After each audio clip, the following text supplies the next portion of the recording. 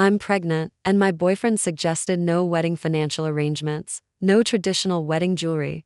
And he even wants my bride's family providing a house as part of the settlement. His mother smugly said, "Whose fault is it for being so careless? Now they're the ones in a hurry." She wasn't wrong. I really was careless. The child wasn't my boyfriend's. 6 months later, Marcus contacted me. "My mother says we need to add a commercial property too.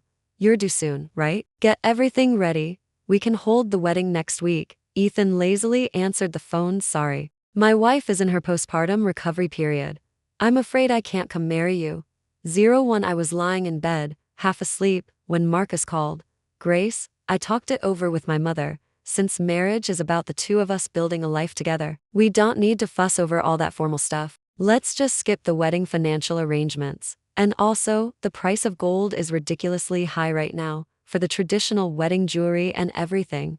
Let's wait a few years until the price drops." Marcus's rambling voice came through the phone, and I jolted upright, my mind instantly clearing. "Marry you? When did I say I was going to marry you?" Marcus chuckled. "Grace, what time is it for this attitude? I can wait to get married, but can the baby in your belly? If you're wearing a wedding dress while visibly pregnant, people in our town would gossip about it. While you're still early along, let's hurry up and hold the wedding." I gasped in shock, stammering, "You know I'm pregnant? How do you know?" "Chloe told me." "You really thought you could keep something this big from me? Anyway, I have to go to the train station to pick up my mother. We'll come to your house this afternoon to discuss the wedding." "No, what wedding?" "Marcus." Wait, before I could finish, Marcus hung up. Listening to the dial tone, my mind went blank. I was screwed. This baby wasn't Marcus's at all. How was I going to explain this? 02 Marcus and I were college classmates. He was handsome, had great grades, and was incredibly sensible, working during every summer and winter break, never buying designer items. He was completely different from those vain, arrogant guys. At least half the girls in our class had a crush on him. I pursued Marcus for a year before finally breaking through and becoming his girlfriend. But after we got together, I realized Marcus wasn't as perfect as I'd imagined. He was hot-tempered, would get sulky over the smallest things, and would break up with me. I was head over heels in love with Marcus, completely infatuated, so I'd always humble myself and beg him to come back. A month ago, Marcus forgot my birthday, and we had a huge fight. He broke up with me again. "You know what, Grace? We really aren't a good fit." I was at the company by 6 this morning, busy all day. Didn't even eat lunch. I'm busy surviving. And you're starring in a romance movie. We're not even from the same world. I can't give you what you want. Let's break up. Don't contact me anymore." After finished, he blocked me on WeChat and blocked my phone number. I huddled on the floor, clutching my phone, crying uncontrollably. Marcus was always like this. In our 5 years together, he never gave me any sense of occasion. No flowers, no gifts for holidays, not even a basic well wish. The moment I made a request, H accused me of being materialistic and threatened to break up. But I didn't care about material things. I just wanted his attention. Was it really so hard to express love? Usually, when he broke up with me, H'd only block me on WeChat. But this time, H blocked my phone number too. He really didn't want to hear my explanation. We were truly over. Devastated, I ordered a table full of takeout and stayed home drinking to drown my sorrows. Halfway through, Ethan arrived, and then 03 What was my fault? It was all the alcohol's fault. Women really do lose their rationality when they drink too much. The next day, after sobering up, I was so scared I took off that night, traveling alone for over half a month. When I returned, I was surprised to find Marcus near my apartment building. This time, he actually came to reconcile with me. Seeing standing under the streetlight, holding flowers, his eyes red, I realized I still couldn't let him go. I agreed to get back together, and we had a lovely nice dinner. Then went back to the company to work overtime. I returned home, clutching my bulging lower abdomen, feeling very strange. It had been like this lately. I hadn't eaten much, but my stomach felt full. My period was several days late, and my lower abdomen was constantly heavy and uncomfortable. On a strange impulse, I went to the pharmacy downstairs and bought a pregnancy test stick. Seeing the 2 lines, I burst into tears. No matter how I calculated it, this baby was Ethan's. What about Marcus? What was I going to do? Panicked and completely at a loss, I could only confide in my best friend Chloe. I'd only said a few words and hadn't even dared to mention Ethan's name. Unexpectedly, Chloe immediately turned around and told Marcus everything. I had originally planned to break up with Marcus, but now it had turned into a scene where he was coming with his parents to formally discuss wedding arrangements. Just thinking about it gave me a headache. I changed my clothes and went downstairs. My mother was relaxing on the sofa, watching TV with her legs crossed. I went over, hesitating for a long time, unsure how to begin. Mom, Marcus and his parents are coming over soon. Why didn't you say something sooner, child? My mother instantly sprang up from the sofa. Aunt, do we have enough dishes today? How many meat dishes? This is too little. Go to the grocery store again quickly. Buy some crabs and lobsters. Marcus loves seafood, she said, busy tidying the sofa and coffee table. Are they here to talk about the wedding? You two aren't getting any younger. It's time to start planning. 04 I was a little surprised, Mom. Didn't you and Dad used to disapprove of Marcus and me being together? My mother fluffed up the sofa cushions and sighed. What can we do if we disapprove? You're such a stubborn and single-minded child. You've been with Marcus for 5 years. Can I still separate you two? We disagreed before because we thought Marcus came from a modest family background, and our families were not a good match. Fearing Yao'd have conflicts later, after observing him all these years, Marcus is indeed quite good. He works hard and is ambitious. Your father and I will buy you a house, and his parents are in the countryside, so they won't often be around. I think you can still make a life together. My mother started planning out my married life, where to buy the house, what style to decorate it in. She even specifically called my father back from the company, and the two of them rambled on and on. I couldn't get a word in. At 12:30, Marcus and his parents arrived. They stood dust-covered at the entryway, curiously looking around the villa's decor. Carrying a pile of bags and bundles, my parents quickly went to greet them. My mother took a red plastic bag from Marcus's mother. Oh, Brenda, look at you. So formal. Your presence is enough. Why bring anything? Brenda put her hand up, hiding the bag behind her back. I didn't bring anything. These are just my own clothes to change into. My mother awkwardly withdrew her hand. My father quickly intervened, telling them to change their shoes and go to the dining room for lunch. On the 2-meter diameter marble round table, a full spread of dishes was laid out. Brenda glanced at the table, then turned to scrutinize me. Did make all this? My father laughed. Not a chance. That child would be lucky to fry an egg properly. Aunt made this. Marcus said you like spicy food, and Aunt is especially good at Sichuan cuisine. Brenda, please try some. Brenda sat down with a stern expression, letting out a cold snort. Well, that won't do. How can a woman not know how to cook? Grace must be 26 this year, right? She's about to become a mother. She needs to learn basic housework. 05 My parents exchanged glances. My mother took a deep breath, her smile starting to waver.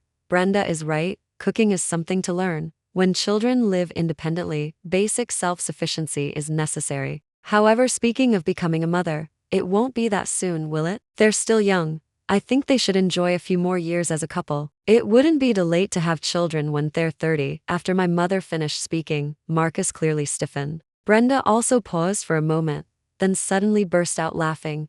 Oh, dear-in-laws, so you still don't know anything? You're pregnant. She's carrying our Marcus's child. Otherwise, why would we rush over here by train? This trip is specifically to discuss the wedding arrangements for the two children. Ronald nodded, picked up a dish with his chopsticks, and mumbled, the wedding needs to be done quickly. In our town, having a wedding reception while heavily pregnant means people will be talked about behind their backs. Ronald, can't lose face over this. Exactly.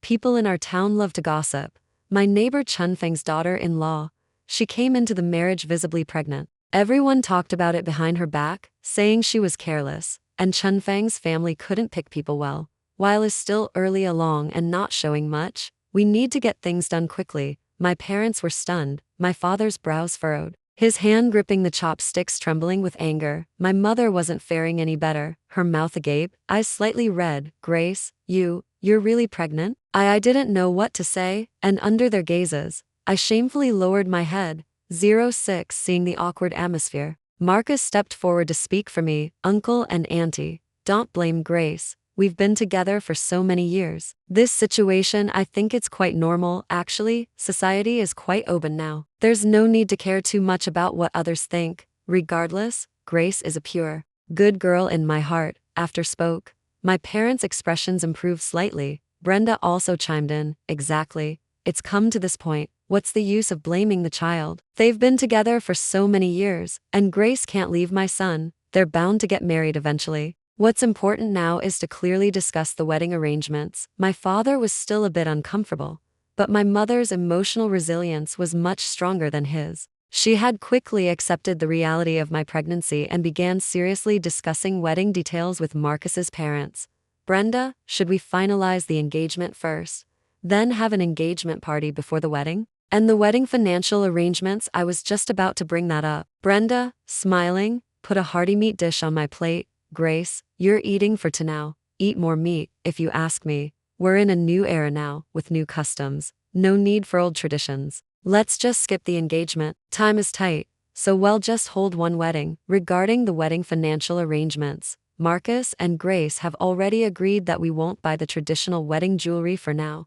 Gold prices are ridiculously high. Anyone who buys it now is a fool. As for the engagement ring, I hear there are lab-grown diamonds now, which are exactly the same as real diamonds. You city folk know more than us. You certainly won't fall for that trap. A lab-grown diamond for 1,000 or so is more than enough. And the wedding financial arrangements there for the 2 children anyway, just moving money back and forth. What's the point of putting on a show for others? We don't need to be so formal. We won't give the wedding financial arrangements. Cough, cough, cough, cough while was speaking. Ronald kept coughing softly. Brenda rolled her eyes and glared at him. What's the rush? I'll say everything that needs to be said, if you ask me. Dear-in-laws, our family is very reasonable.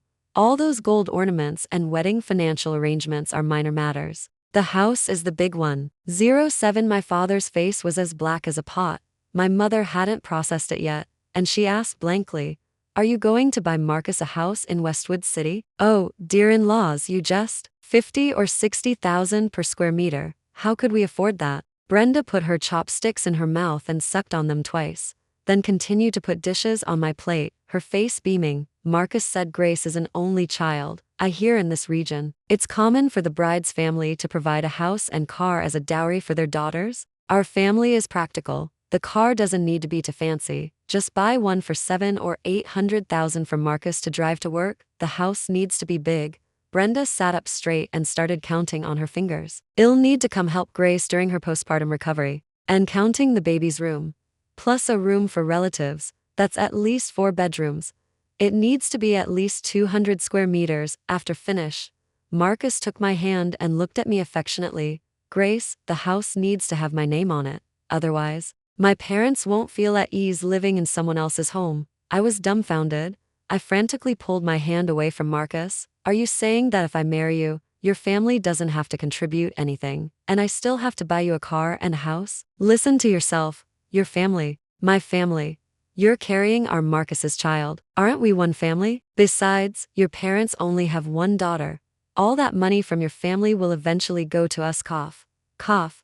It'll go to you. Of course. Brenda rattled on like a machine gun. My father couldn't take it anymore and slammed his hand on the table. Enough. I've never seen a groom's family propose marriage like this. You're just contributing one person to the marriage, then can move in with the bride's family, and the child will take our family name. Ronald instantly became agitated. His face turning red, he abruptly stood up. Who are you insulting? A child of my Ronald family would rather beg than move in with the bride's family. Brenda's nostrils flared with anger. Exactly. Why should Marcus move in with the bride's family? You can't live without my son. She's the one who clung to him. To be honest, if she weren't pregnant, a lazy woman who can't do housework, so frivolous and careless like her, I wouldn't even consider her. 08 My mother's face turned pale. She clutched her chest. Who are you calling frivolous? Can our Grace have a child all by herself? Is your Marcus not responsible? What responsibility? Mai is a late bloomer and doesn't understand anything. She was calling him and texting him in college. Wasn't she the one who seduced him? Look at how she dresses. So alluring in that skirt. Can she be a decent girl? Your daughter behaves like that, and I can't say anything? Brenda's spittle flew, her finger almost poking my face. I couldn't take it anymore and screamed, covering my ears, who wants to marry him? Get out, all of you, get out. Marcus had been standing by, helplessly trying to calm his parents. Seeing my outburst, his face immediately fell. Grace, don't be so disrespectful to elders. Apologize to my parents. Marcus walked over and tried to take my hand. I violently shook him off. directly smashing the nearby drink glass onto him. Get out. Brenda immediately blew up. You hussy. How dare you hit your man? Son, I told you earlier. This kind of woman needs to be put in her place later. Ronald snorted coldly, stood up, and pushed his chair back. Fine. You want us to leave, right? Son, let's go. The baby is in her belly. Their family is the one in a hurry, not our Ronald family. I'm telling you now. We came here peacefully to discuss the wedding this time, but your family has this attitude. Next time, it won't be so easy to talk. Ronald waved his hand forcefully, seeing still standing there. He went up and tugged his arm. What are you waiting for? Let's go. Grace. You calm down for a few days and reflect on this. Marcus looked at me with deep disappointment, gathered his things, and followed his parents out. The front door slammed shut. My mother walked stiffly to the sofa, lay down, covered her face, and wept. Heaven has no eyes. How could we pick a family like this? What will become of her now? My father's brows were tightly furrowed.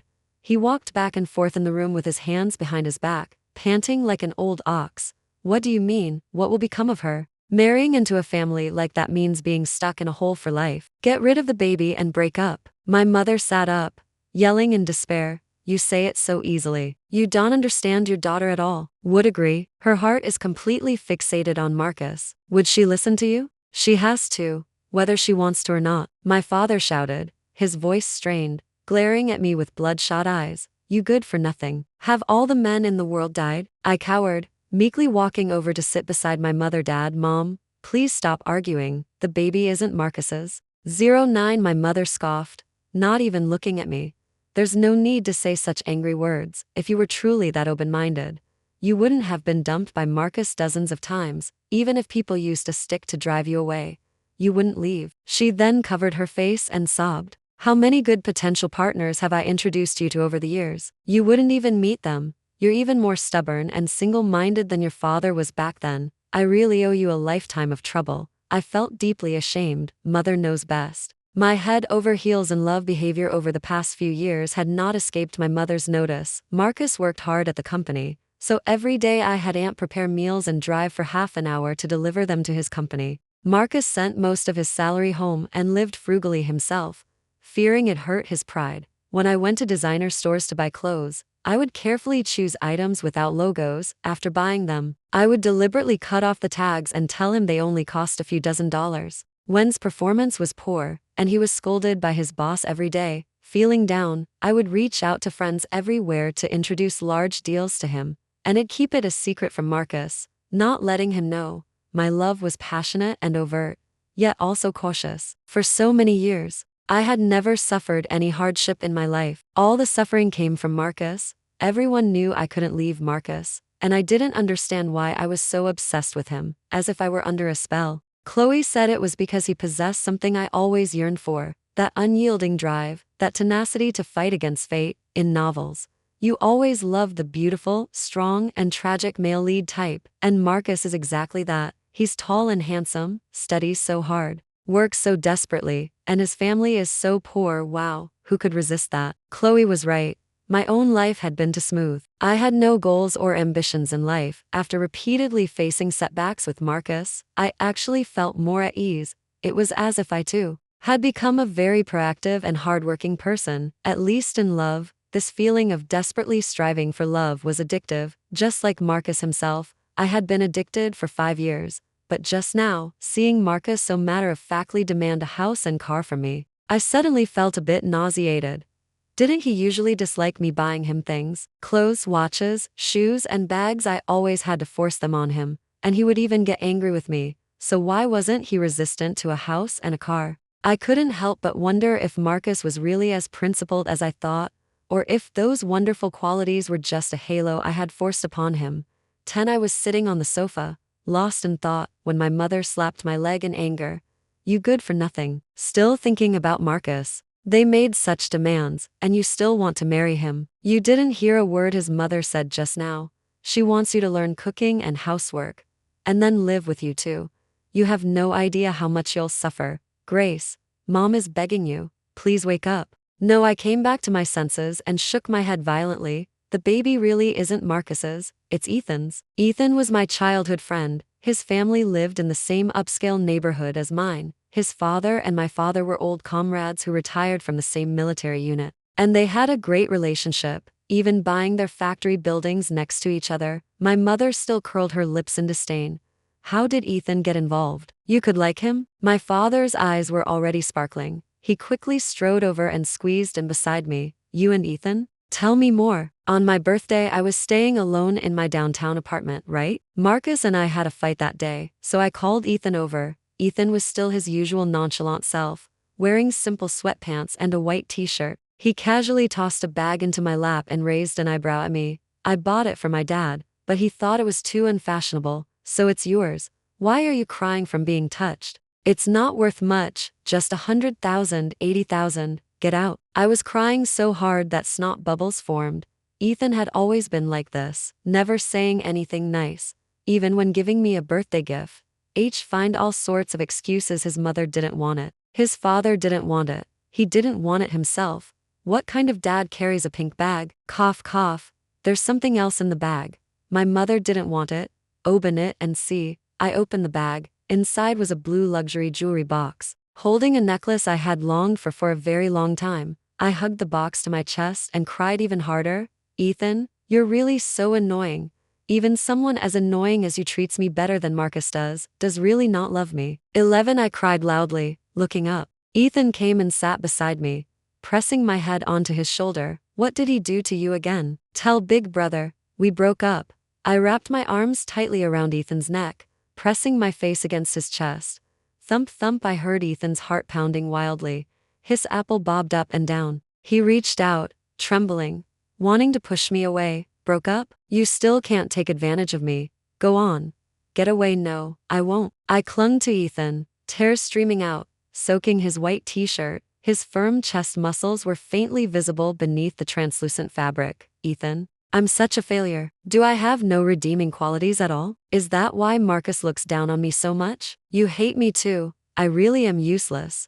Boo-hoo-hoo, who said I hate you? Ethan suddenly extended his hands, cupping my face. Our gazes met in the air. I froze. You don't hate me? Are you saying you like me? Ethan said nothing. His intense gaze remained fixed on me. The air suddenly felt charged with an unusual atmosphere, and I began to panic, averting my eyes. I knew it. You hate me. I don't.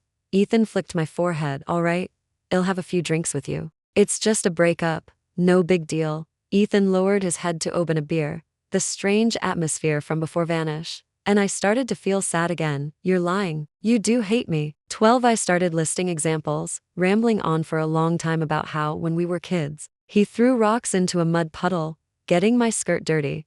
There was a mouse in the mud puddle. I was afraid it would scare you, so I was trying to hit the mouse. And how, when we ate at my house, he desperately snatched dishes from my bowl. Ethan's eyes widened. Didn't you always say your parents scolded you for not finishing your food? I was just helping you out. And in high school, when I skipped class with a male classmate to go online, he immediately went and told my parents, you were doing that delinquent girl thing. Tell me, was that right or not? Doesn't matter. You just don't like me. I looked up, glaring at Ethan, my cheeks puffed out. For some reason, I felt incredibly wronged, and tears began to pour down my face.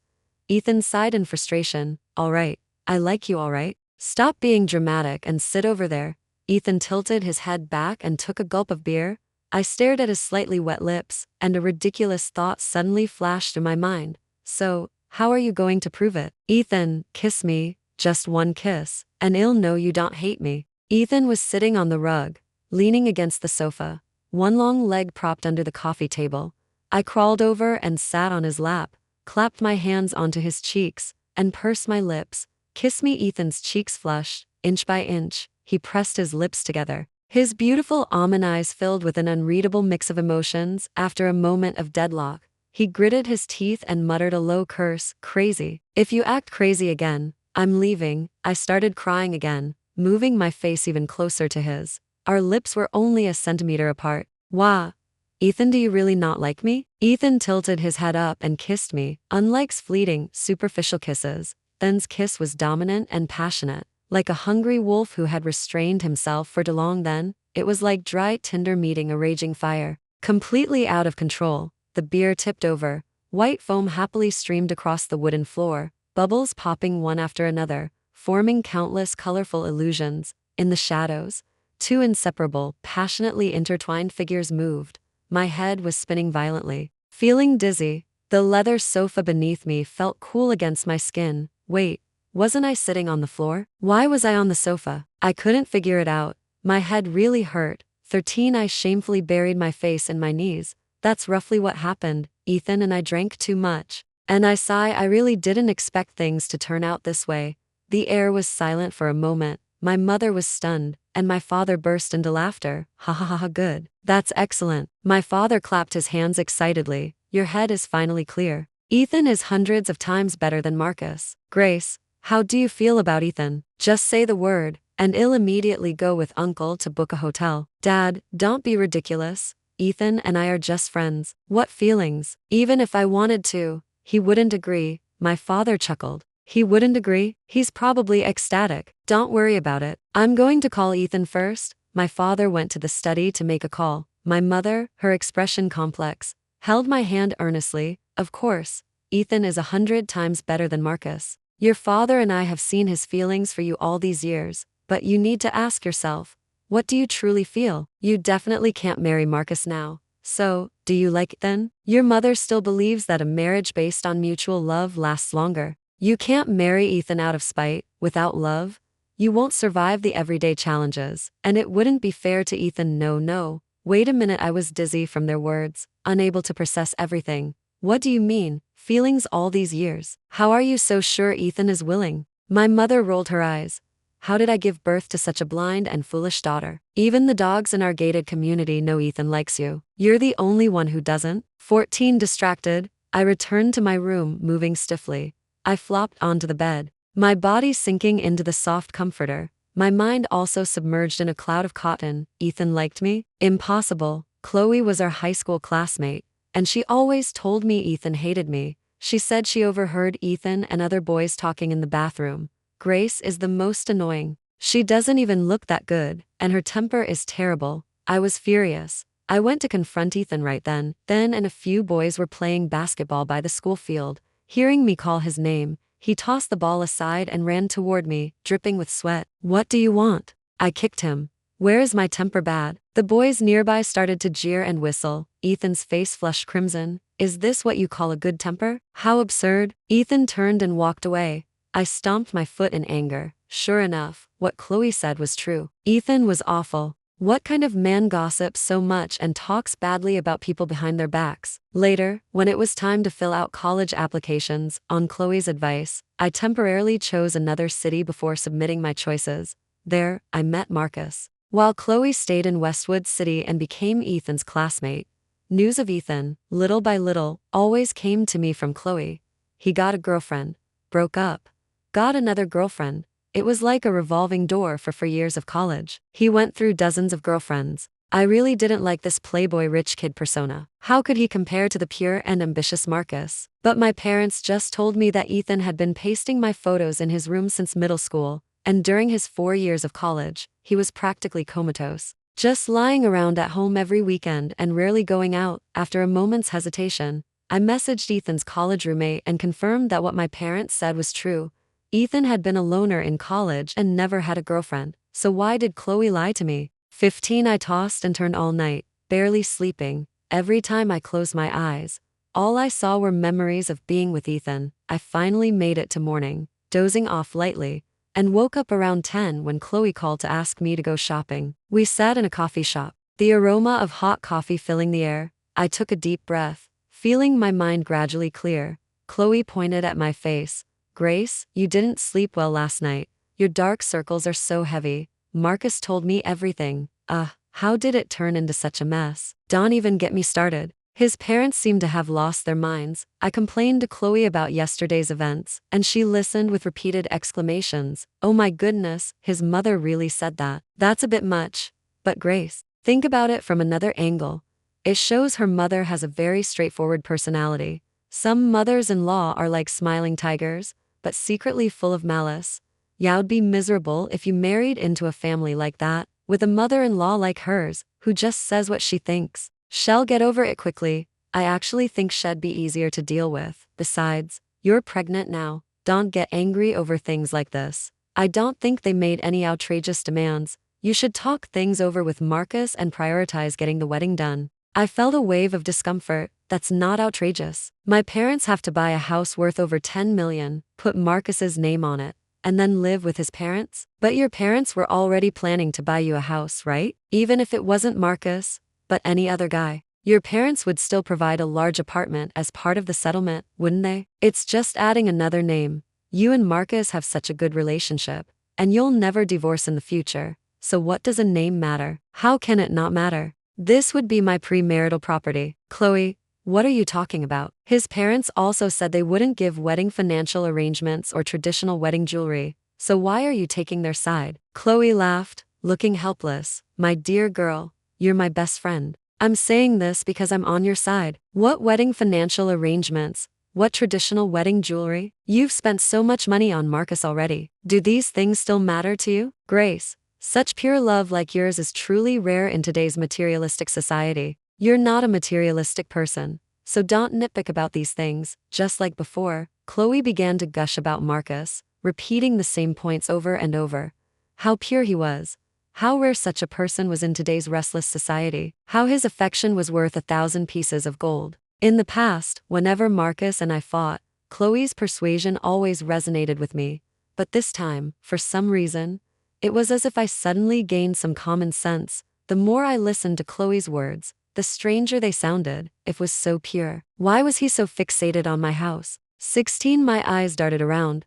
I suddenly wanted to test Chloe, watching take a big gulp of coffee. I spoke extremely quickly.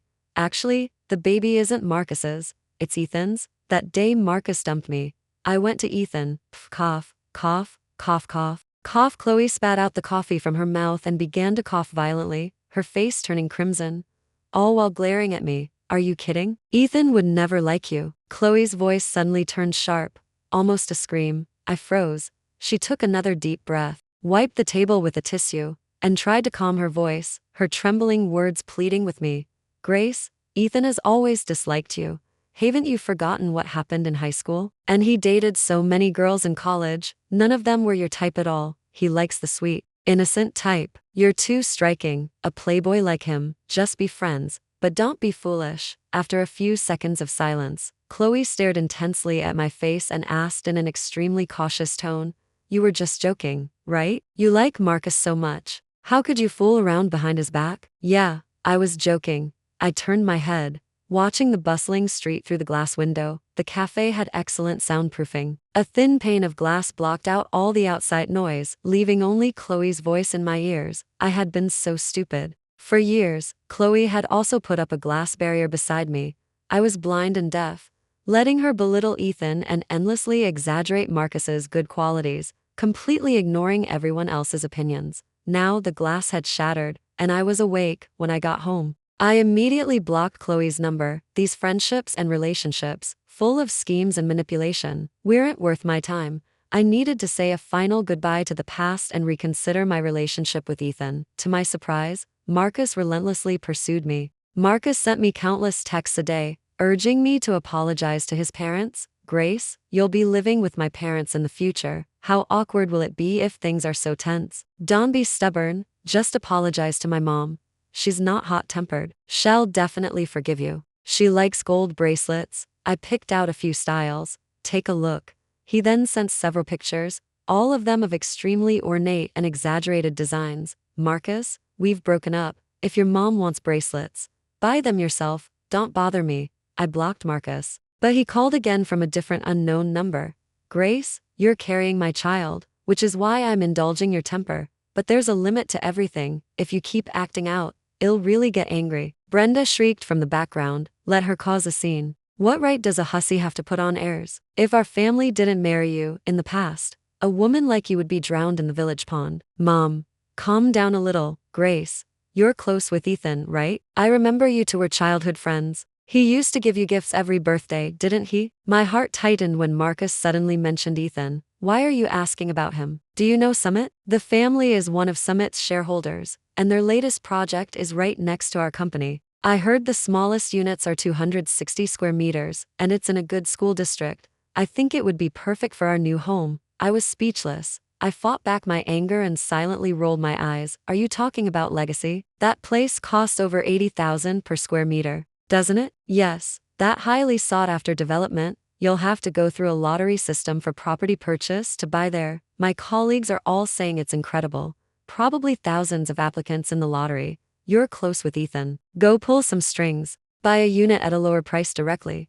And we won't have to deal with the lottery system for property purchase. Living there, I could walk to work in 10 minutes, and you wouldn't have to get up so early to make me breakfast. I almost laughed from anger. I still have to make you breakfast? Marcus heard me laugh and, thinking I had calmed down, laughed along. It's fine to sleep in occasionally, you little sleepyhead. Whatever you want. You're not mad anymore, are you? I'll take a taxi to pick you up, and we'll go buy bracelets this afternoon. Brenda looked arrogant. I don't care about her bracelets. My son is so capable. There's nothing I don't have. You're insane. I hung up the phone. I couldn't believe I'd dated such an idiot for so many years. It was utterly bad luck. Still, the property development Marcus mentioned was indeed good. It wasn't far from my dad's company, which would make my commute easier later. My dad was feeding the koi fish in the yard, and I excitedly ran over to find him. Dad, what kind of units does Legacy have, and when is it opening? Beside the fish pond stood another man,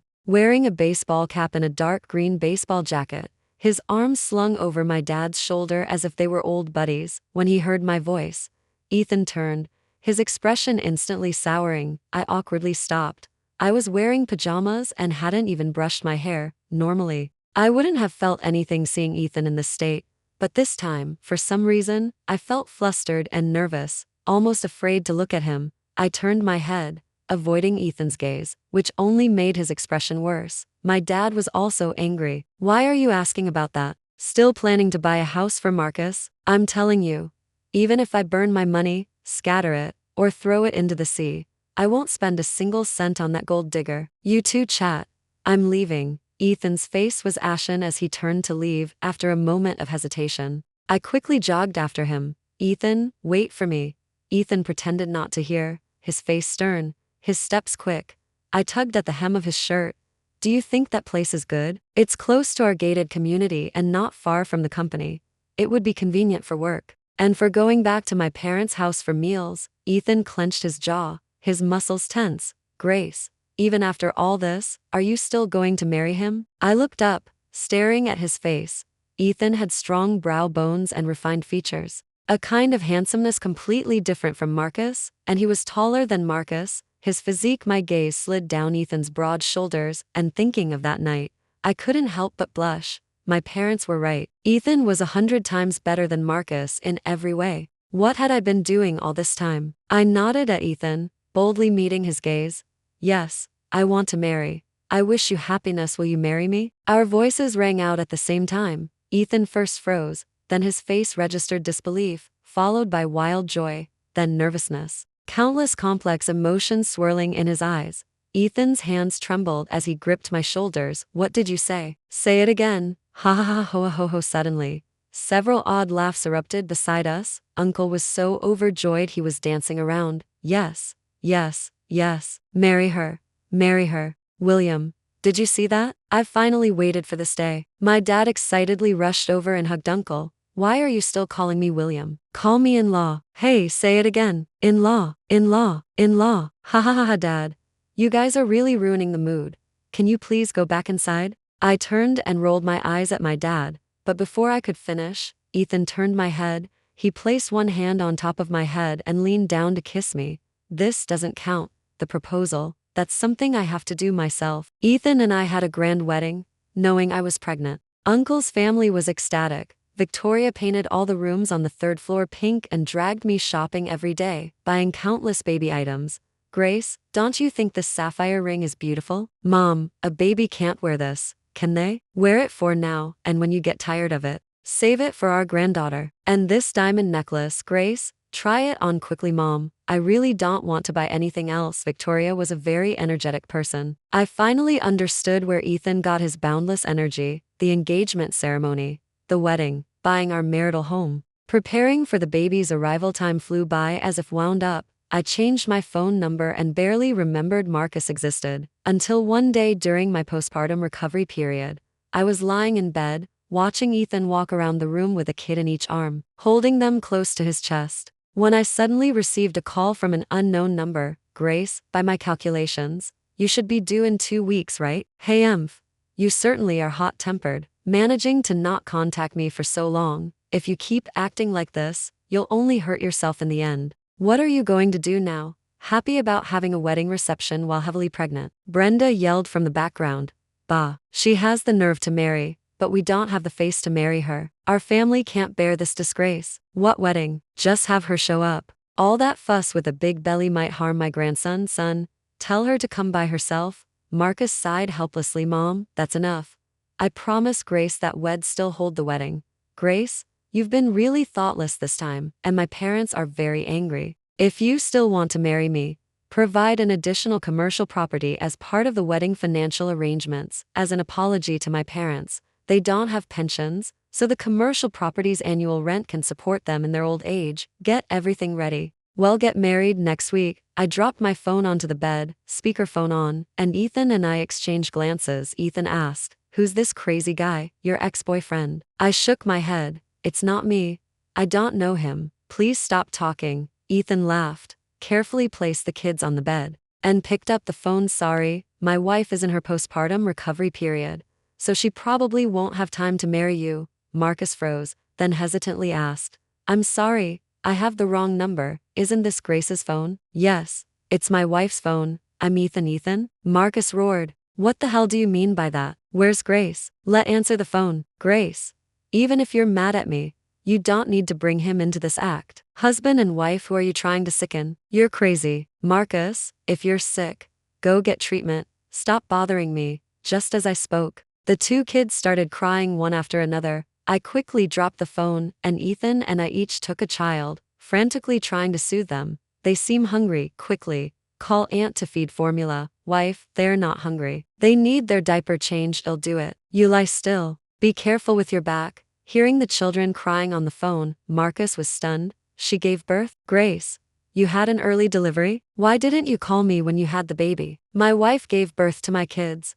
Why would she call you? Get lost. Ethan hung up the phone and hurried to get water to change the kids' diapers. We were too busy with the kids to give that call much thought. To our surprise, the next day, Marcus showed up at our door. Marcus had asked around on social media and, upon learning that Ethan and I had actually held a wedding, rushed to Ethan's house to confront us. At the front gate of the house, Marcus peered through the iron fence, shouting my name. Grace, come out. You love me so much. I don't believe you'd marry anyone else. Grace, come out. Ethan stood in the yard, his face dark. Come out? She's in her postpartum recovery period. She can't be exposed to the wind. If you don't leave, I'll call property management. Marcus's eyes were red, and he gripped the iron fence tightly, refusing to leave. I still went down to see him. Strangely, when I saw him again, it was as if I was looking at a stranger. There was no emotional ripple in my heart. I calmly told him that Ethan and I had been together that night,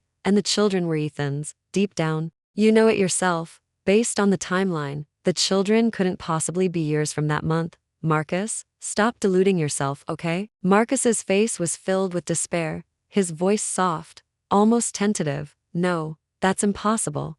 You love me so much, Grace. Everyone knows you can't live without me. You couldn't possibly marry someone else. If you're really angry, I don't need that commercial property, the house, the car. I don't need my name on them. Grace, please come back with me, okay? You can ask for anything, and it'll change. Marcus's eyes were red as he slowly knelt.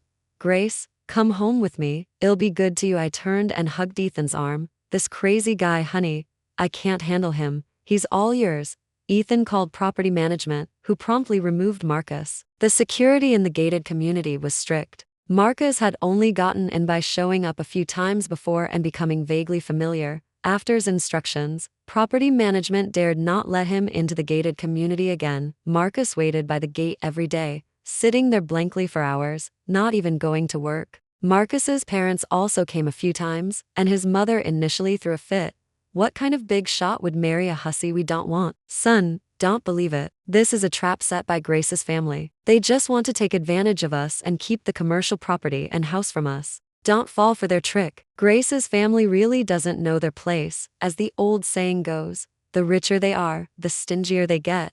If they don't give that money to our family, can they take it with them to the grave? We can't back down on our demands. Your dad and I already picked out that commercial property yesterday. It's right below the downtown Central Mall, over 60 square meters. I heard the annual rent is over $2 million. Marcus suddenly jumped up like a madman and slapped his mom across the face. What dreams are you still chasing here? Grace is married, she's taken, she's no longer mine. It's all you. All your fault. You kept telling me that rich kids are spoiled and temperamental, that I should control Grace, dominate her, threaten her with breaking up every time we argued. Now she's gone and she's never coming back. Marcus slapped his mom several more times, then collapsed onto the ground, sobbing with his face covered. Others didn't know what had happened and initially tried to mediate, but once they understood the situation, their expressions became quite a sight. A fake marriage? Are you crazy, old woman? Who doesn't know about the wedding of the Zhang and Shen families? The wedding reception had over 200 tables,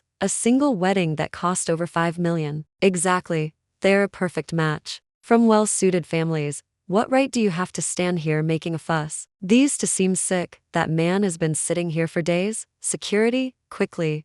Get them out of here. What if he goes crazy and attacks someone? The two were driven away by property management, but Brenda still couldn't accept the reality. Her mind raced, and she suddenly thought of Chloe. Chloe was my best friend, but during the years Marcus and I dated, she had frequently contacted Marcus's family in private. Brenda rushed to Chloe's workplace, grabbed her, and demanded to know why she hadn't told Marcus about my marriage. Chloe coldly shrugged her off. Grace didn't invite me to the wedding. So how would I know? How could you not know? Aren't you best friends? Didn't she listen to everything you said? The ways I told my son to manipulate her. You taught them all to me. Now you've helped manipulate her away, and you're telling me you don't know? She blocked me. What could I possibly know? So what if we're best friends? Just because she has money, I should suck up to her. Even after she blocked me, I should beg her to add me back. I'm not that pathetic. Chloe disdainfully flicked her sleeve. Don't interfere with my work here. Brenda instantly became agitated. You don't know? You don't know you used to call me every day.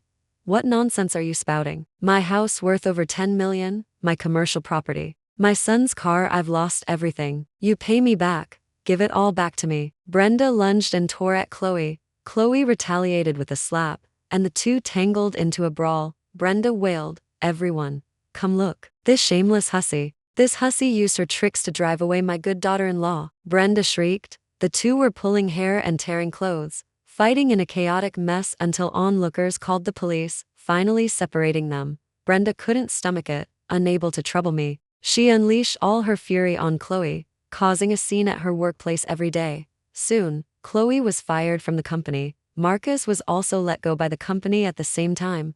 Although his workability was decent, his industry was one where connections outweigh hard work. Without my support, Marcus quickly showed his true colors and was let go by the company. 6 months later, I happened to see Marcus. I was in the car, and Marcus was on the sidewalk, looking exhausted, handing out flyers. Our eyes met in the air. He flinched as if pricked by a needle, awkwardly hiding his face with a flyer. Ethan squeezed my hand. What are you looking at? Nothing, just something insignificant. The car window slowly rose, and the car started moving. Marcus looked up but could only see a distant black silhouette, growing further and further away until it completely left his world. Whoa, a Ferrari. A colleague hooked an arm around Marcus's back, shaking his head with a sigh. I wonder when we'll ever get to drive a car like that. Marcus stared fixedly into the distance, murmuring softly originally. I had a chance, ha ha ha. What are you dreaming about in broad daylight? Marcus lowered his head in disappointment. It truly felt like a dream. End of chapter. That's all for today's story. Thank you for listening. This is my channel. The tales I share drawn from life or woven from imagination are meant to offer you connection, reflection, and perhaps solace or newfound strength. If you long to see your own reflection in others' journeys, or seek a glimmer of light within the maze of emotions, subscribe to my channel. Listen with your heart. Explore the stories of life.